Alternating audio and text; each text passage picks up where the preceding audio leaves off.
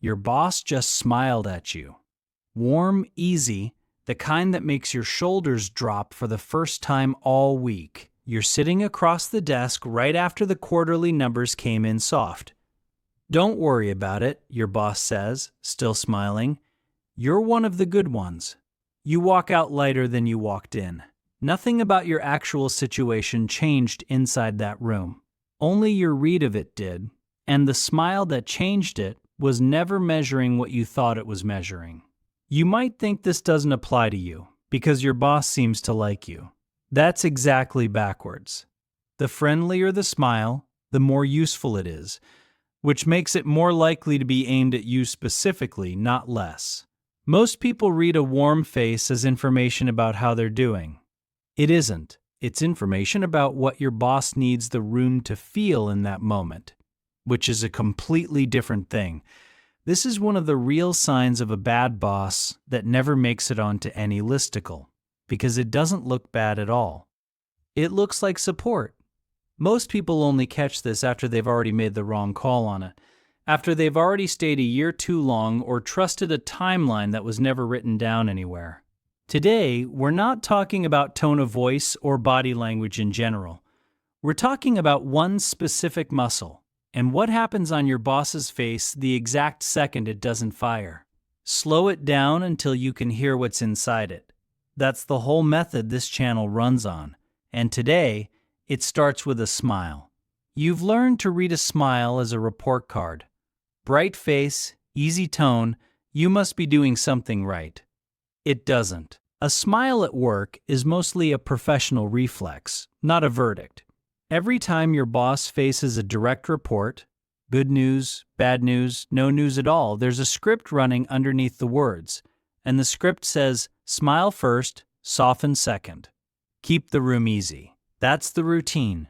Practiced for years, the same one that shows up in the Monday stand-up when someone says, "We're behind on the deliverable," and your boss answers, "No worries, love the effort, let's keep going," smiling through every word. The face is doing its job. The job was never telling you the truth. The job is keeping the meeting from feeling like what it actually is. That reflex earns your boss something real. A room that stays calm. A report who doesn't push back. A version of leadership that reads as warm without ever having to commit to anything specific. The smile is cheap. Covering an unclear answer costs your boss nothing, and it buys a full quarter of you not asking the harder question underneath it. Here's the part nobody warns you about.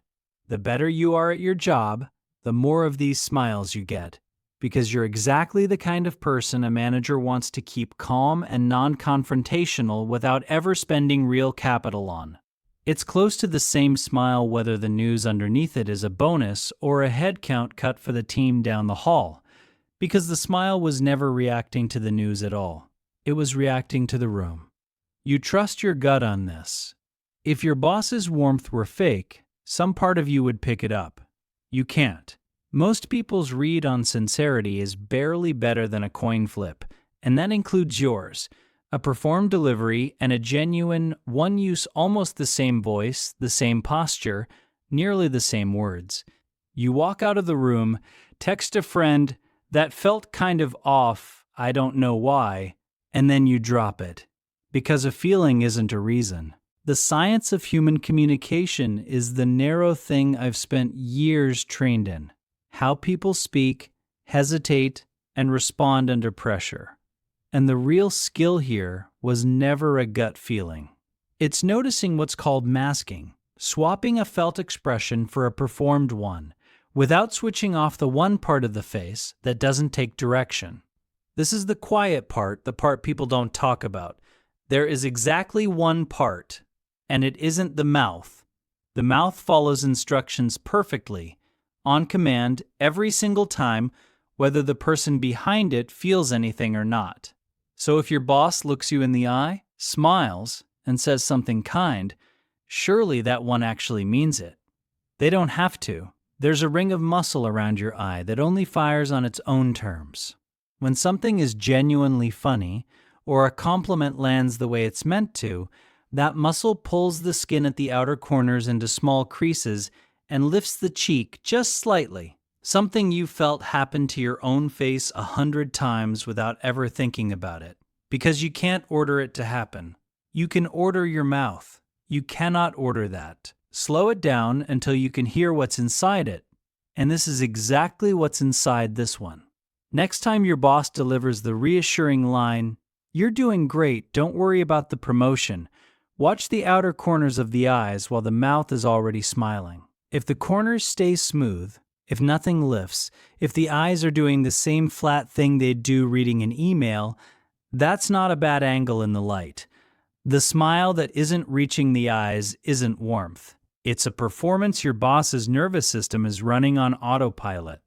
Because the moment called for one, and the actual feeling was never invited. Picture it exactly. The door half closed, the quarterly numbers still open on the screen, between you, your boss's mouth already curling up before the sentence even finishes, and nothing at all happening around the eyes.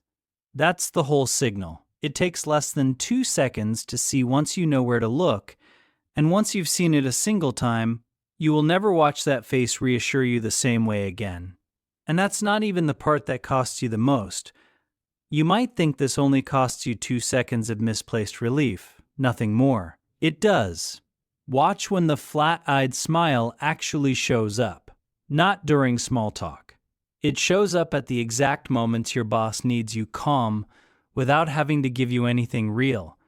Right after a raise gets deferred to next cycle, right before a headcount conversation nobody's told you about yet, right after a mistake that came from a process failure gets quietly filed under your name.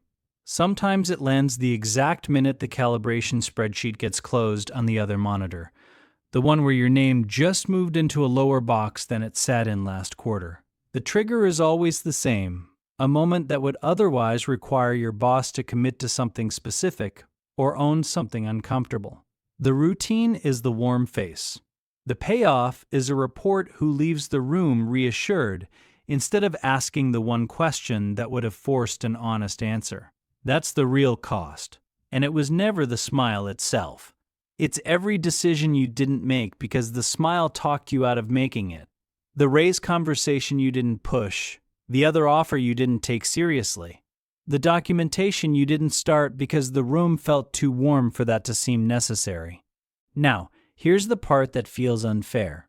Your boss almost certainly isn't doing any of this with real malice. It's just the routine that's worked for years. Smile, soften, move on, and it keeps working precisely because almost nobody checks the one part of the face that doesn't perform on command. You might think this is just a one-on-one problem, something between you and your own boss. It isn't. Once you've clocked it a single time, you start seeing it everywhere in the building. The same flat-eyed reassurance lands on a coworker 3 seats over while your boss explains away a headcount decision made a week earlier. It lands in the all hands, on the exec who smiles through, "We're not planning any changes to the team structure right now." The tell doesn't change from room to room. Only the stakes attached to it do. Here's what makes it worse. Because the signal is so easy to miss, entire teams walk out of the exact same meeting carrying completely different information. The people who catch the flat eyes leave already planning their next move. The people who only hear the warm words leave relieved and start making real decisions, staying an extra quarter, turning down another offer, based on a reassurance that was never designed to hold weight in the first place. This is exactly the moment most people only name out loud after the fact, in an exit interview or a group chat 6 months later. They seemed so supportive, I never saw it coming. The information was always there, in that same room, on that same face. It just never got read while it still mattered. So here's what you actually do the next time that smile shows up, without turning into someone who treats their boss's face like a lie detector all day long. Call it the 2-second read, the moment you get a warm reassurance, with nothing specific attached to it, no date, no number, no name. Give yourself 2 seconds to check the eyes before you let your shoulders drop. That's the whole move. You're not confronting anyone. You're not accusing anyone of anything. You're refusing to let a flat-eyed smile stand in for an actual answer. And here's the part worth knowing before you start using this. You don't need to call it out, and you don't need to run the check on every single smile from here on. Stay friendly. Let the people who play the warmth game spend their energy on it. That's exactly what it costs them to keep it up. The ones running that game full-time are managing an audience, and you're allowed to quietly stop being part of it. What you do instead is quieter. Whatever decision that smile was trying to talk you out of making, you make it anyway, on your own timeline, regardless of how warm the room felt while you were sitting in it. Picture the next one-on-one.